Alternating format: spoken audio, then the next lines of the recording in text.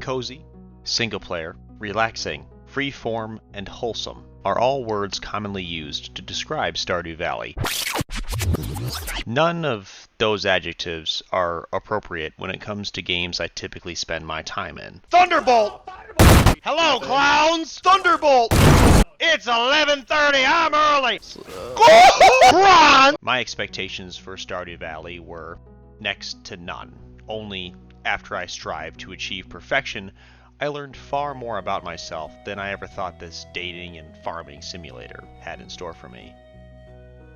Much like everyone else, the beginning of my experience was pretty linear. I started a new save file named Daisy Farm, a save created about a month before this video, and as I entered the valley I felt uneasy. It was clear I had some large shoes to fill. Despite the sweat on my brow, the townsfolk didn't seem too fond of my arrival. They clearly preferred my late grandfather over myself.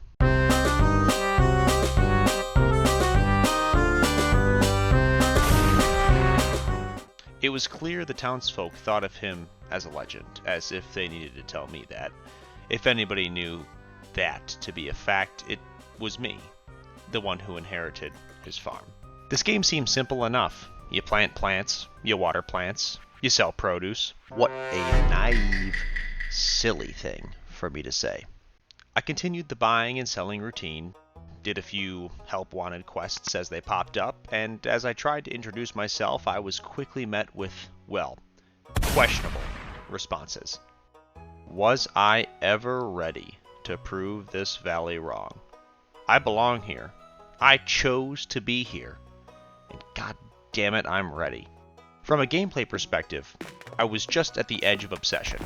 If you play games like I do, or similar to how I do, there's a certain attention span that you've got to give to any game, and once that threshold is passed, you're hooked. For like a good month, 2 months, it depends on how much time overall you're able to invest or really dump into the hobby.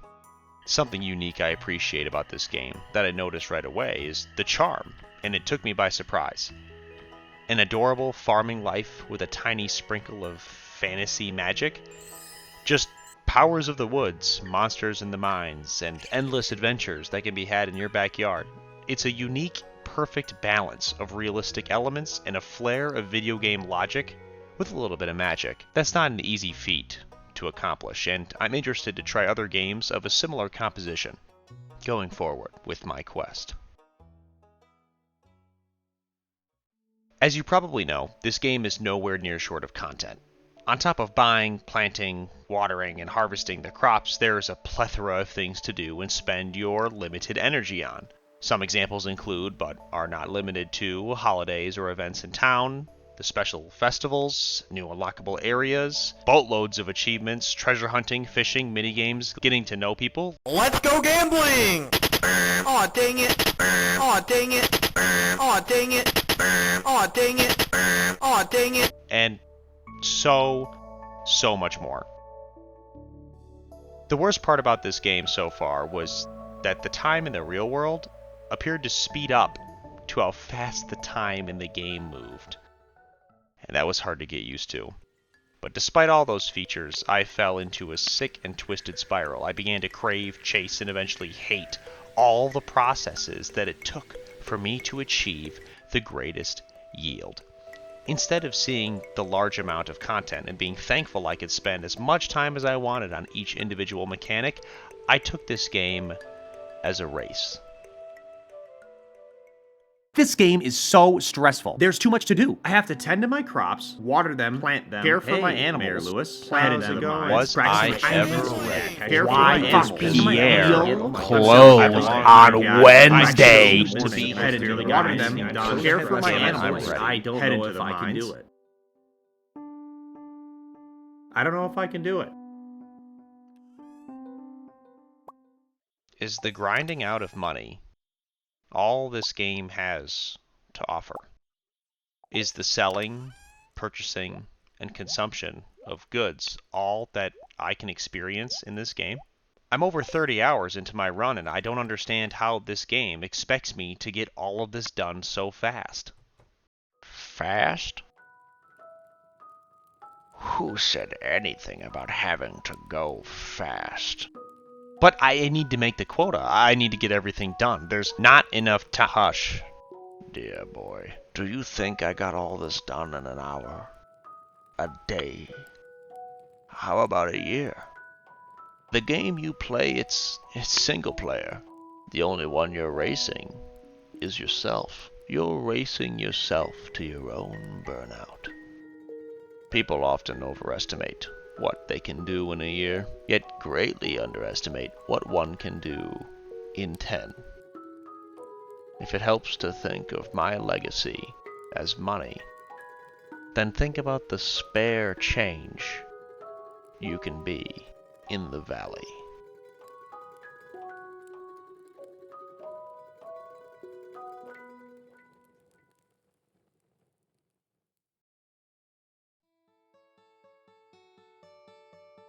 Oh my god, the problem is me. It doesn't matter if I plant cauliflower on the first, second, or third day. I can still yield 2 harvests max. The problem is me. There's always another spring after winter, always a summer before the next fall, there's always tomorrow. I have to be patient. The issue wasn't ever the game, it was me. Why do I do this? How can I change this? What else am I doing wrong? As I thought that last line while fishing in Stardew Valley, it hit me. This is how I walk through my real life too. Is participating in the cogs that spin all there is for us to do? I walk by these flowers every single day in the spring, but I have never stopped once to smell them. I'm going so fast in this game. For what? So I can get back to my real, boring, fast-paced life? It's hard for me to believe that a game made me realize this. A game where the hours in the day move just the same as ours, way too fast for you to do everything you want, and in a fantasy world where I can do anything, I choose to be nothing but the same. That was all the Stardew that I played that day. It was getting late. The next day, newfound courage was the flavor of the day, and I got up and at 'em, ready to make change. I shouldn't contribute to malice what I can contribute to ignorance. These people in the town don't know me, and I don't know them. So, damn it, I'm gonna get to know everybody. And that's on me.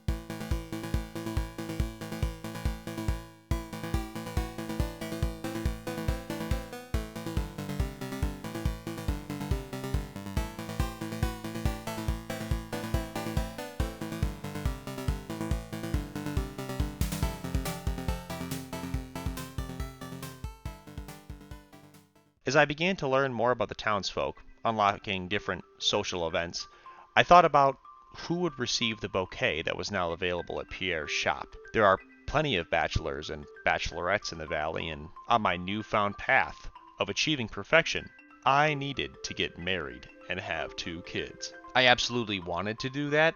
I don't know why I said it like that, but I needed to do that among a bunch of other things. Crafting every single item, completing the museum collection, cooking every single food that exists, finishing the community center, catching every single fish, getting to the bottom of the dangerous mines, killing all the different monsters. Apart from knowing the people, they needed to know me as well. And I thought, what a better way to make a good foothold in their community than upgrading the community with Joja Mart's membership.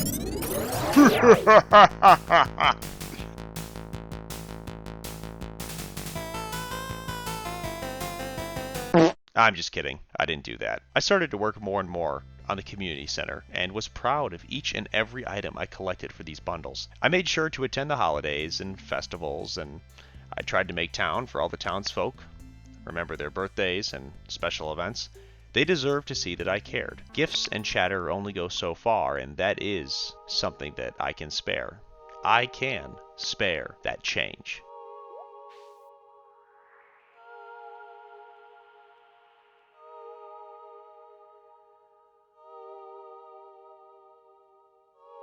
Part of the inspiration I had to play this game at all is thanks to my girlfriend. She was initially planning on this save with me, hence the other cabin, but left it for her 4-year hyper-modded Stardew Expanded run.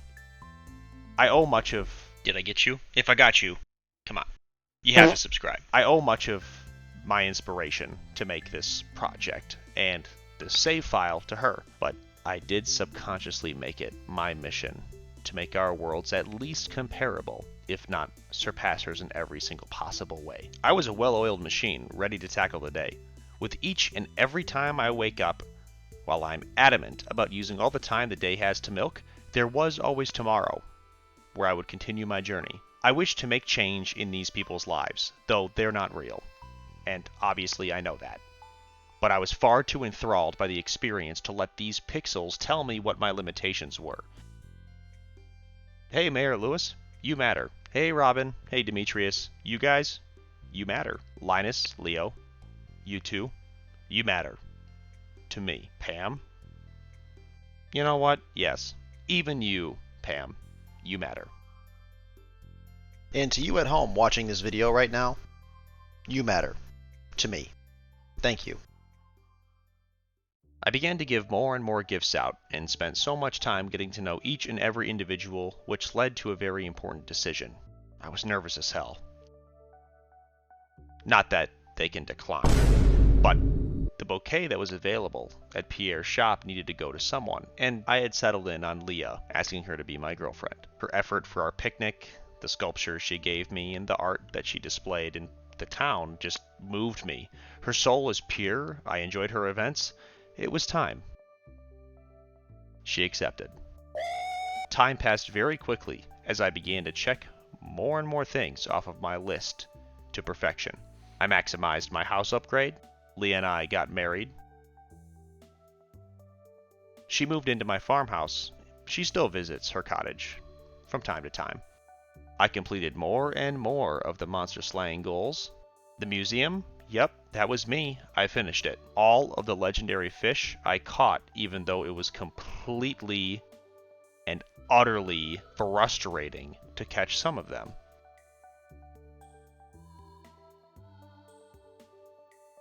I made it a mission to become everyone's friend.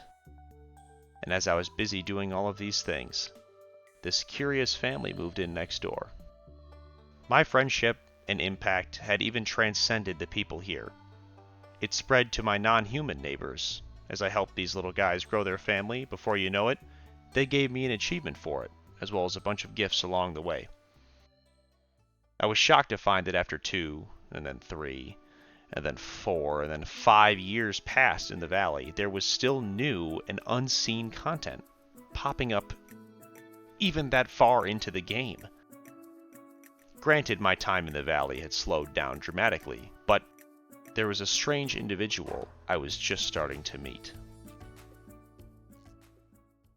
This mysterious Master Key had claimed to be watching over me this whole time, rooting for me in silent as I chased the impossible. Only after I made it to the Ginger Island and found the walnuts could I actually see him face to face.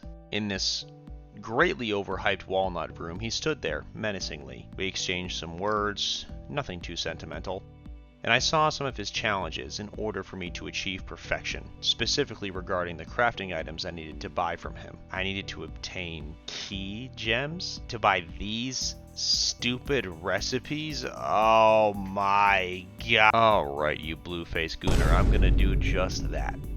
50 gifts? Pfft, I could do 100. Let's do it.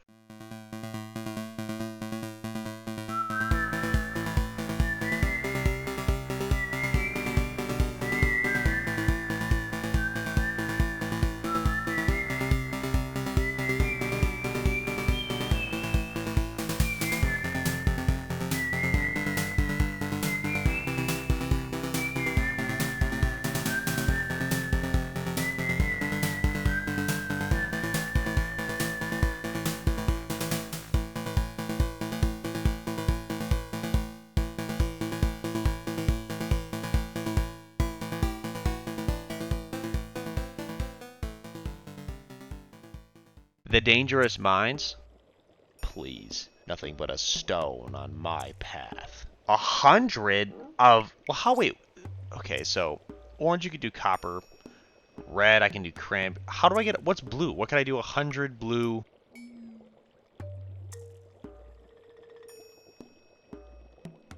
This is stupid.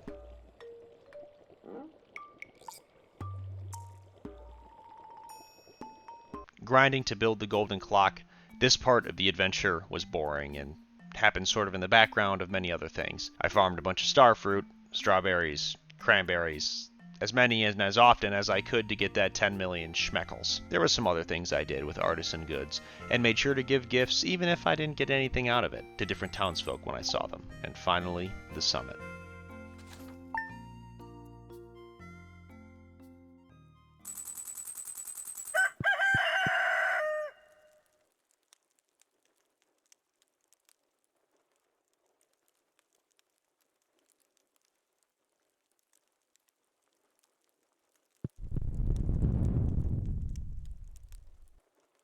Good morning, Pelican Town!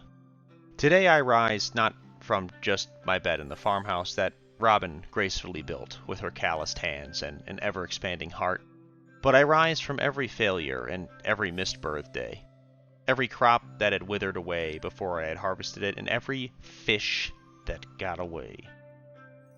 I rise this morning with purpose.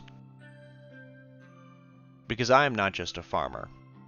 I was never just a forager, or a fisher, or a miner. I'm a visionary. I am a perfectionist with a plan. Yes, perfection in Stardew Valley. The dream that's gold of 100% completion. It may seem daunting to some. The fish tank bundle. Becoming everyone's friend. Building every obelisk, crafting every item, and finding every single nut on the Ginger Island. But I said bring it on. I have weathered seasons. I have courted and married my soulmate. I faced the Skull Cavern, not with fear, but with spicy eels, staircases, and bombs. I stared down Jojamart's soulless glow and said, not today.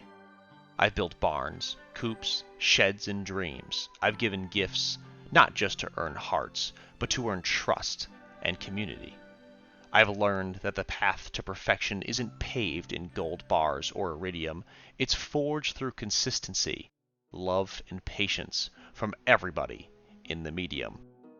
Each crop I sow, each jar I filled, each friendship that I nurtured, brings me closer to that goal of reaching that summit earlier. It will symbolize my dedication, my resilience, and my growth, not always perfect to this town, but to this town, I'm hope. So let the seasons turn, let the days and nights pass fast. I'm in no rush. I don't compete in these races that I had. Let the crows come. I've got scarecrows lined up like sentinels. Let the rain fall down and hard. I'll be fishing, always intentional. And let these nights go long gone. I'll be down in the mines for iridium. And Master Key, you son of a bitch, every challenge I'm accepting them. Because I will achieve perfection. And not because it's easy, but because I choose to do so with all this time in the valley. I do it for my grandpa. I do it for the valley, for friends, and all of my family. But in all, and most importantly, I did this all for me. Thank you, Stardew Valley. You allowed me to see.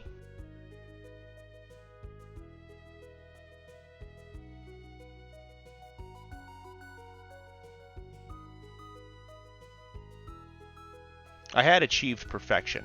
I'm someone who, when doing anything, accepts things when they are over. I want so badly to draw out every minute, every extra second, but I knew that upon reaching the summit, if I hadn't cherished every single moment, then I didn't deserve another day. My time playing Stardew Valley was through, at least for now, and I had done what I had set out to do. The legacy of Daisy Farm was immortal, but my attention span was not. It was time to be done, and that's okay, though I couldn't help but mourn putting down the game, as if I had lost something truly special. It takes me a very long time to get videos up nowadays, and it would mean the world to me if you'd leave a like, share this video to others, and leave a comment. Let me know about your experience in Stardew Valley. And don't forget to subscribe. As always, goodbye, friends.